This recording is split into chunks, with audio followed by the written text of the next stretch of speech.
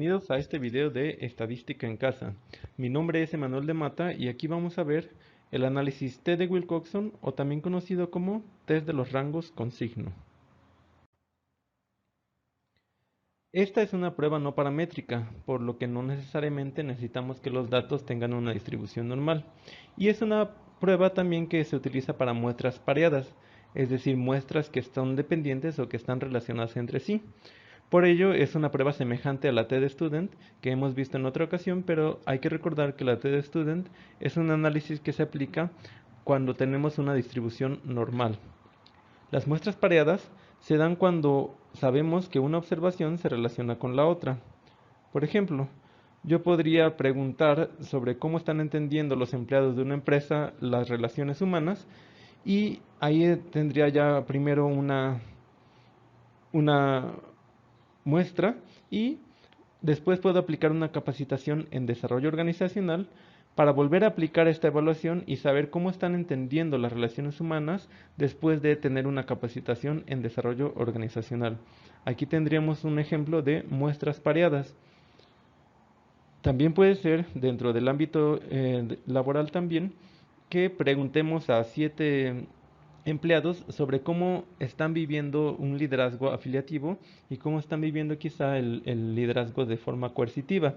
Tienen quizá estos dos líderes y estaríamos comparando en estos mismos 7 sujetos cómo están viendo el liderazgo afiliativo y cómo están viendo el liderazgo coercitivo.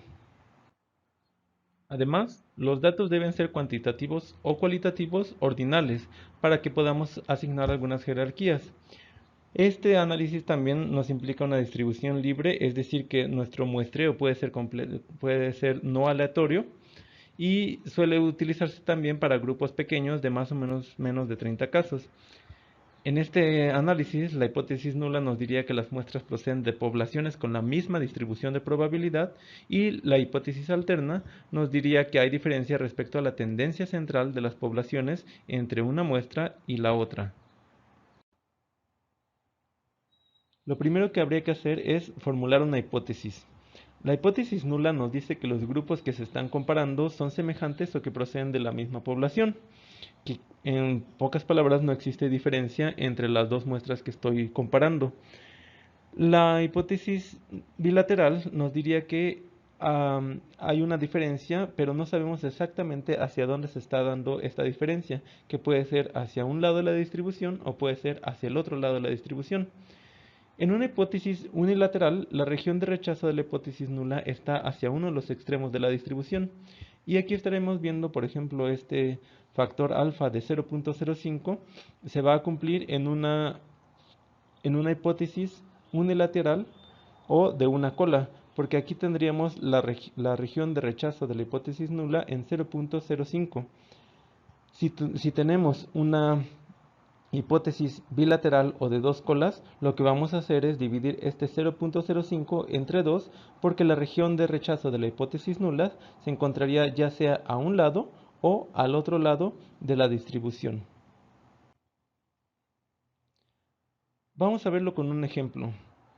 Se requiere estudiar la diferencia entre la enseñanza enfocada en cuestiones auditivas, que puede ser debates, conversatorios, podcasts, etc., y la enseñanza enfocada en cuestiones visuales, que pueden ser exposiciones, películas, videos, flashcards, etc.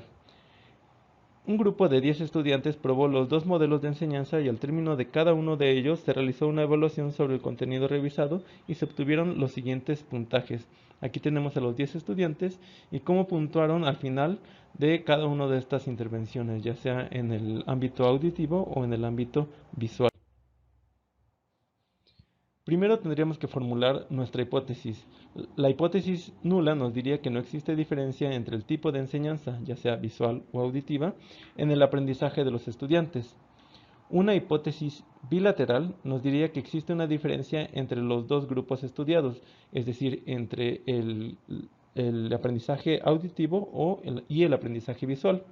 Mientras que una hipótesis unilateral ya nos estaría hablando de un solo lugar de región donde vamos a poder rechazar nuestra hipótesis nula. Es decir, en este caso, que las estrategias visuales generan mejor aprendizaje. Vamos a ocupar para este ejemplo una hipótesis bilateral, porque cuando hacemos una comparación no sabemos exactamente hacia dónde se va a estar dirigiendo. Por eso vamos a decir que puede ser hacia un lado o puede ser hacia el otro. Vamos a utilizar esta hipótesis bilateral como hipótesis alterna y vamos a decir que existe una diferencia entre los dos grupos estudiados y no sabemos hacia qué lado se está yendo la información de los datos.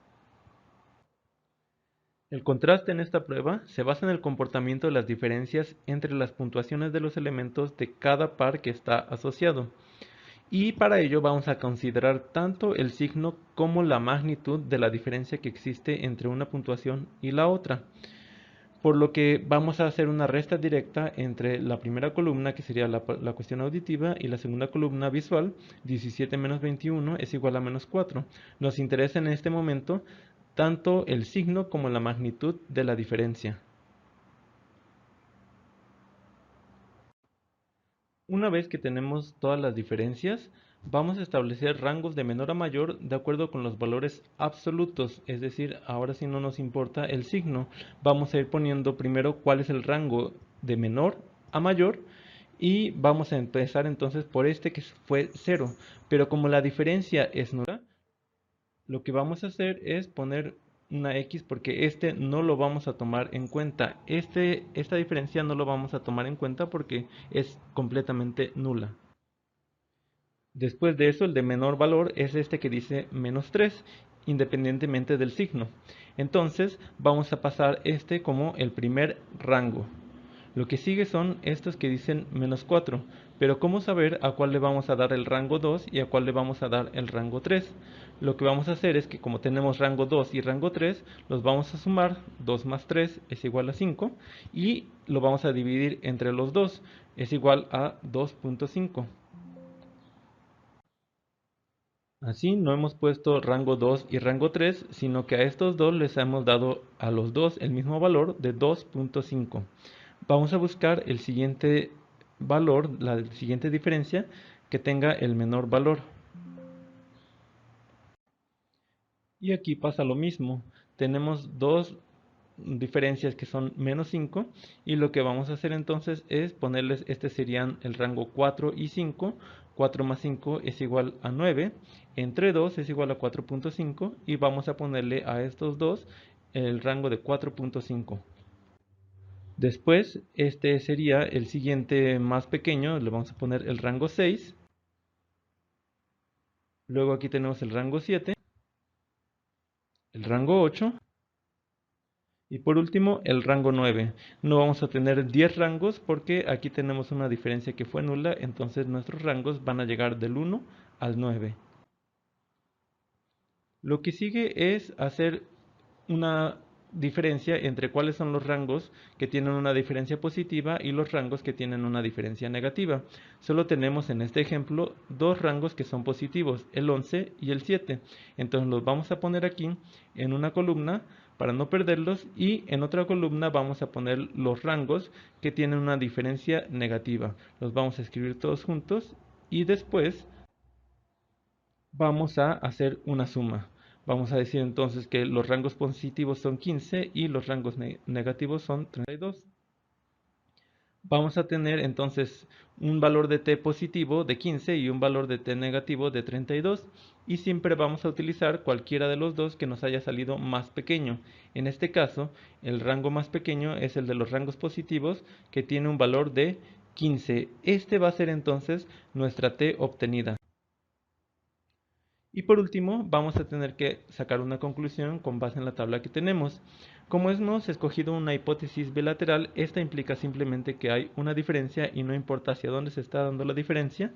Vamos a utilizar este que dice una prueba de dos colas y como tenemos 10 sujetos, vamos a ir hacia la alfa de 0.5 que nos da un valor de 8.